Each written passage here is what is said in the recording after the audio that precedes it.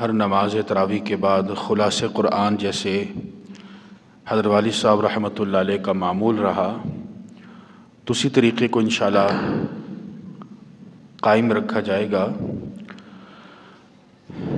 آج کی نماز تراویح میں ایک تو سب سے پہلی سورہ فاتحہ ہے،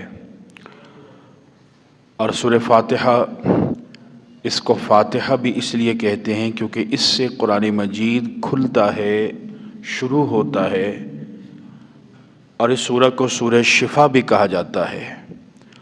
یعنی اگر مریض ہے، کوئی بھی مرض ہے، اس سورہ مبارکہ کو پڑھ کر اگر اس کو دم کیا جائے، جیسے صحابہ سے یہ منقول ہے اور ان سے مروی ہے، تو اللہ رب العزت اس کو شفا عطا فرما دیتا ہے، اس کو سورہ شفا بھی کہتے ہیں۔ پھر سورہ البقرہ ہے۔ سورہ البقرہ میں سب سے پہلے الف لام میم کا ذکر ہے، اور یہ حروف مقطعات ہیں۔ اب یہ حروف مقطعات ہوتے کیا ہیں، ان کے بارے میں اللہ ہی جانتا ہے کہ ان کے معنی کیا ہے۔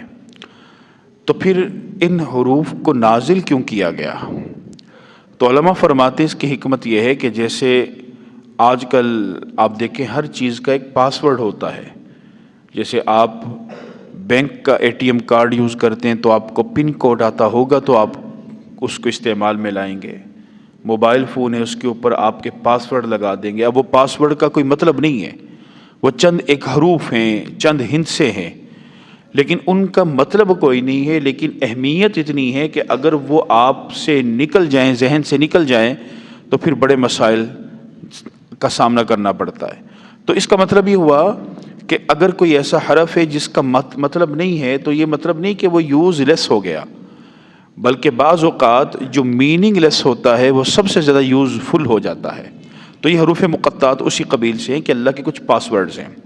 پھر اہل ایمان کا ذکر ہے، اور ان کی صفات کا ذکر آ گیا کہ وہ غیب پر ایمان رکھتے ہیں، نماز قائم کرتے ہیں، اللہ کی راہ میں خرچ کرتے ہیں۔ پھر منافقین کا ذکر ہے۔ اللہ نے منافقین کا ذکر کیا کہ منافق کون ہے کہ جو کہتے تو ہیں بھائی ہم ایمان لائے، لیکن حقیقتاً ایمان والے نہیں ہوتے، دھوکہ دیتے ہیں، زمین میں فساد پیدا کرتے ہیں، پھر قلبی بیماری میں مبتلا ہوتے ہیں، حسد کرتے ہیں، تکبر کرتے ہیں، حرص کرتے ہیں۔ اور خصوصاً ایک چیز کو اللہ نے بیان کیا کہ وہ ایمان والوں کا مذاق اڑاتے ہیں۔ یعنی یہ منافق کی نشانی ہے کہ جو اللہ والا ہوگا، دین سے تعلق رکھے گا، مسجد سے تعلق رکھے گا، مدرسے سے تعلق، ان کا مذاق اڑائیں گے۔ یہ صحابہ کا بھی مذاق اڑاتے تھے۔ پھر اللہ نے منافقین کی دو مثالیں بیان فرمائیں۔ اس کے بعد آدم علیہ السلام کا ذکر ہے۔ اب یہ قرآن کریم شروع ہو رہا ہے، یعنی اب آپ ابتدا دیکھیں کہ سورہ بقرہ میں، سورہ فاتحہ کے بعد سورہ بقرہ میں اللہ نے پہلے ایمان والوں کا ذکر کیا، منافقین کا ذکر کیا، پھر اللہ نے آدم علیہ السلام کی تخلیق کا ذکر کیا کہ اللہ نے ان کو خلیفہ بنایا۔ اس کے بعد پھر بنی اسرائیل کا ذکر آتا ہے۔ بنی اسرائیل کا ذکر تقریباً 10 رکوعوں پر مشتمل ہے، اور یہ بنی اسرائیل کیا ہیں؟ حضرت یعقوب علیہ السلام کا لقب ہے اسرائیل، اور یعقوب علیہ السلام کے 12 بیٹے، یعنی حضرت یوسف علیہ السلام کل 11 بھائی، تو یہ 12 بیٹے جو تھے یہ بن گئے بنی اسرائیل، اسرائیل کے اولاد۔ اس لیے جب حضرت موسیٰ علیہ السلام تشریف لائے تو بنی اسرائیل کے 12 قبیلے تھے۔ اب آپ کو وہ آیت ذہن میں آ رہی ہوگی کہ جب موسیٰ علیہ السلام نے پتھر پر عصا مارا تو 12 چشمے نکلے۔ علماء فرماتے ہیں اس کا مطلب کیا ہے کہ اس وقت بھی 12 نسلیں موجود تھیں، وہ پھر ہر ایک بیٹے کے آگے اولاد ہوئی، وہ اولاد پھر ایک نسل بن گئی، قبیلہ بن گئی۔ تو یہ اصل میں 12 جو بیٹے تھے یعقوب علیہ السلام کے، یہ کہلائے بنی اسرائیل۔ اور اللہ نے ان پر بڑا انعام نازل کیا، کیونکہ یعقوب علیہ السلام ہم سب جانتے ہیں حضرت ابراہیم علیہ السلام کے پوتے ہیں، اسحاق علیہ السلام کے بیٹے، اور ابراہیم علیہ السلام نے دعا کی تھی اللہ میری اولاد میں نبوت رکھنا، تو اللہ نے پھر یعقوب علیہ السلام سے ان کے والد یعنی کہ حضرت اسحاق علیہ السلام کو چنا، پھر ساری نبوت یہاں رکھی۔ تو بنی اسرائیل کا ذکر ہوا اور ان کی کچھ خامیاں بیان ہوئی۔ اللہ نے پہلے انعامات ذکر کیے کہ فرعون سے نجات دلائی، پھر من و سلوہ نازل کیا، پھر بادلوں کو اوپر رکھا، پھر پتھر سے 12 چشمے جاری کر دیے، پھر انعامات بھی اللہ نے بیان کیے۔ انعامات بیان کر کے اللہ نے ان کا رویہ ذکر کیا کہ یہ حق چھپاتے تھے، نبی صلی اللہ علیہ وسلم کی نبوت کی انکار کرتے تھے، شرک میں مبتلا ہو گئے، انبیاء کو قتل کرتے تھے اور عہد شکنی کرتے تھے اور دنیاوی مال کو حاصل کرتے تھے اور اللہ کے احکامات کو پس پشت ڈال دیتے تھے۔ اب یہاں سے سمجھیے کہ یہ شروع ہی قرآن کا ہے، اور اللہ نے یہ بنی اسرائیل کا ذکر کیوں کیا؟ اس کی وجہ علماء فرماتے یہ ہے کیونکہ قرآن مجید میں بھی اللہ کا حکم ہے اور اللہ کے نبی کی اطاعت کا ذکر ہے۔ بنی اسرائیل کی یہ خامی ہوئی، ان سے یہ بلنڈر ہوا کہ انہوں نے اللہ کا حکم بھی نہیں مانا اور اپنے نبی کی بات کو بھی نہیں مانا، تو ذلیل ہو گئے۔ تو اللہ نے اشارہ کر دیا کہ یہ جو قرآن میں نازل کر رہا ہوں، اگر تم اس کو نہیں مانو گے، میرے نبی کو نہیں مانو گے، تمہارا حال بھی بنی اسرائیل جیسا ہو جائے گا۔ پھر اس کے بعد گائے کا ذکر ہے کہ جس کی وجہ سے یہ سورہ البقرہ ہے۔ تو ایک بندہ تھا بنی اسرائیل کا، بڑا مالدار تھا، اس کا قتل ہو گیا۔ اب اس کی لاش جو ملی وہ دشمنوں کے علاقے سے ملی، تو اس کے لوگوں نے یہ کہا بھئی یہ ہمارا بندہ تھا، یہ قتل ہو گیا، اس کی لاش دشمن کے علاقے سے ملی ہے، تو لہٰذا انہوں نے قتل کیا ہے، تو ہمیں قصاص چاہیے، یعنی جو بھی اس وقت کا تھا کہ ہمیں انصاف چاہیے۔ تو مقتول جو تھا جس کا قتل، اس کا ایک بھتیجا تھا، وہ بڑا روتا تھا، ہر وقت وہ روئی جائے واویلا کرتا تھا، میرا چچا مر گیا، کیونکہ وہ ظاہر ہے اس کی اولاد کوئی نہیں تھی، اس کے مقتول کی تو بھتیجا ہی تھا۔ تو لوگوں نے جب دیکھا کہ کافی حالات خراب ہیں اور یہ بدلہ لینے کی بات کر رہا ہے، انتقام لینے کی بات کر رہا ہے، تو لوگ پھر موسیٰ علیہ السلام کے پاس چلے گئے، کہا جی یہ ایک مسئلہ پیش آ گیا ہے، اگر نہیں ہوا حل تو لڑائی کا خدشہ ہے۔ تو موسیٰ علیہ السلام نے پھر اللہ سے دعا کی اور اللہ رب العزت نے ان کو بتایا کہ بھئی ایسا کریں کہ گائے کو ذبح کریں۔ پھر انہیں سوالات کیے، بہرحال گائے ان کو مل گئی۔ جب گائے مل گئی تو اللہ نے فرمایا کہ اس گائے کا ایک حصہ جو ذبح کر کے وہ نکال کر مردے کو قبر سے نکالیں اور ان کو کہیں ایک حصہ اس کے ساتھ ٹچ کر دے، جسم کے ساتھ لگا دیں۔ تو علماء نے لکھا کہ جب اس گائے کا حصہ نکالا گیا تو مردے کی ران پر ٹچ کیا گیا، یہ جو تھائی ہوتی ہے ہماری، یہاں پر ٹچ کیا گیا۔ اور یہ بھی بڑی حکمتیں ہیں کہ ران پر کیوں ٹچ کیا گیا، کیونکہ یہ ہماری ران ہے، ہماری ٹانگ ہے، یہ اصل میں ایک سٹور ہے، اور یہاں پر اکثر وہ وینز ملتی ہیں، وہ چیزیں ملتی ہیں جو جسم کے اندر استعمال میں لائی جاتی ہیں۔ تو بہرحال تو وہاں ٹچ کیا گیا تو وہ مردہ زندہ ہو گیا۔ تو وہ کہتے ہیں وہ بیٹھا اور اس نے صرف ایک لفظ بولا کہ میرا قتل میرے بھتیجے نے کیا ہے۔ اب لوگوں نے بھتیجا پکڑ لیا، بھائی تو شور کر رہا تھا، تو ویلا کر رہا تھا، تو ہی قاتل ہے، تو نے قتل کیوں کیا؟ اس نے کہا جی مجھ سے غلطی یہ ہوئی کہ یہ میرا چچا تھا اور یہ مال و جائیداد کسی اور جگہ پہ لگانا چاہ رہا تھا، تو میں نے دیکھا سوچا کہ بھئی جائیداد میرے ہاتھ سے نکل نہ جائے، میں نے اس کو قتل کر دیا۔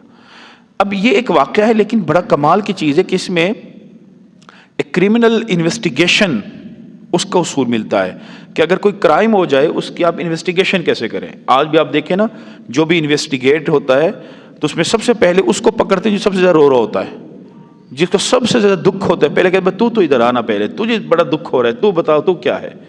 اور یہ تقریباً 100 میں سے 60 سے 70 کیسز ایسے ہوتے ہیں کہ جس میں قتل کرنے والا قاتل ہی سب سے زیادہ وویلا کر رہا ہوتا ہے۔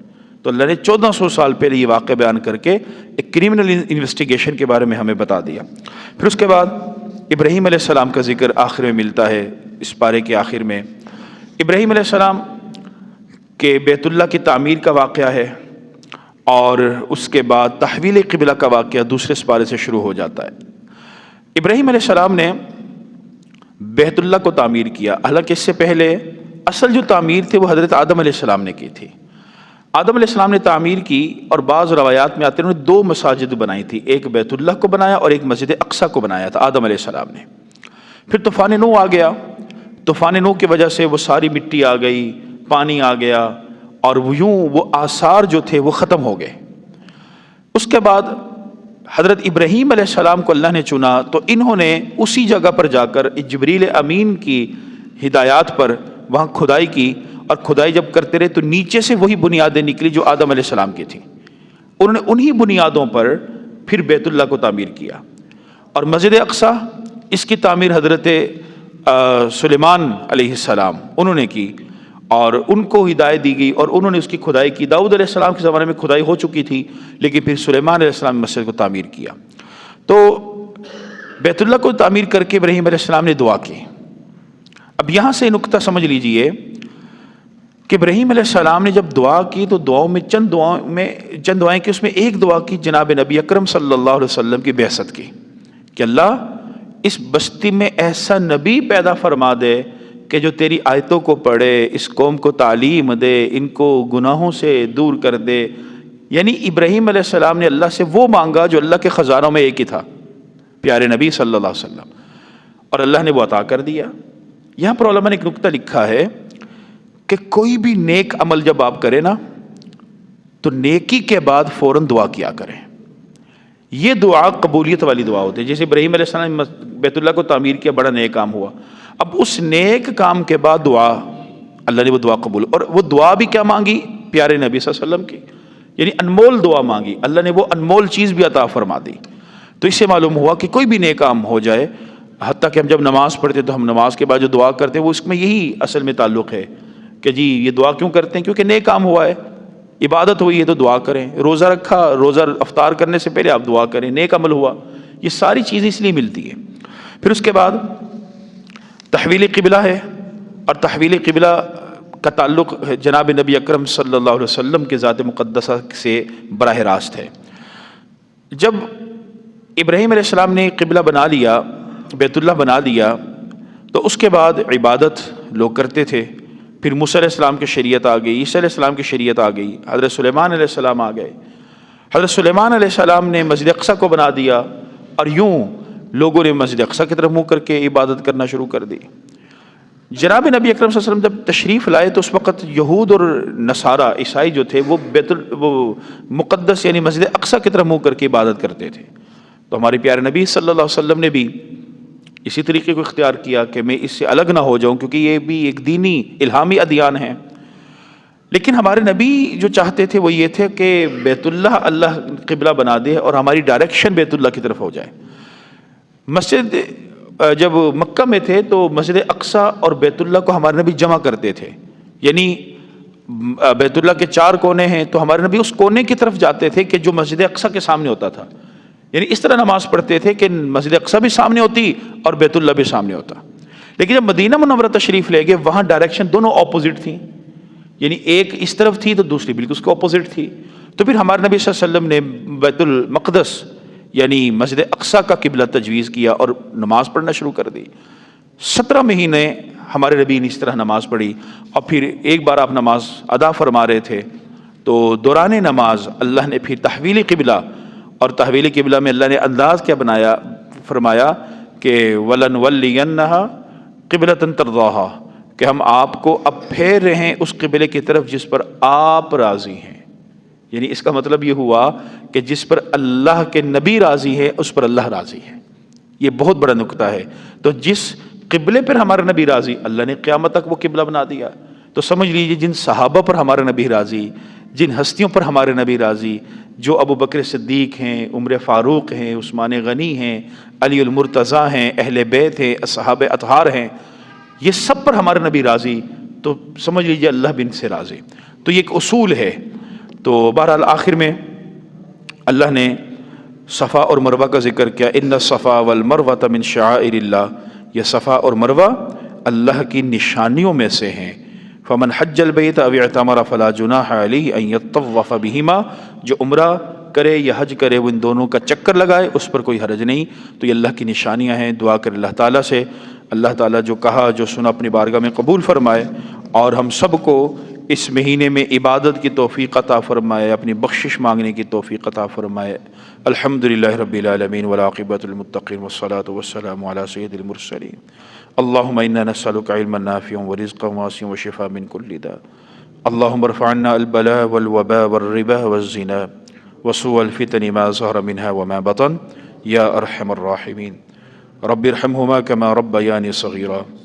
اللهم اجعل قبر ابي روضة من رياض الجنة، وصلى الله تعالى على خير خلقه محمد وعلى آله وأصحابه أجمعين برحمتك يا رب۔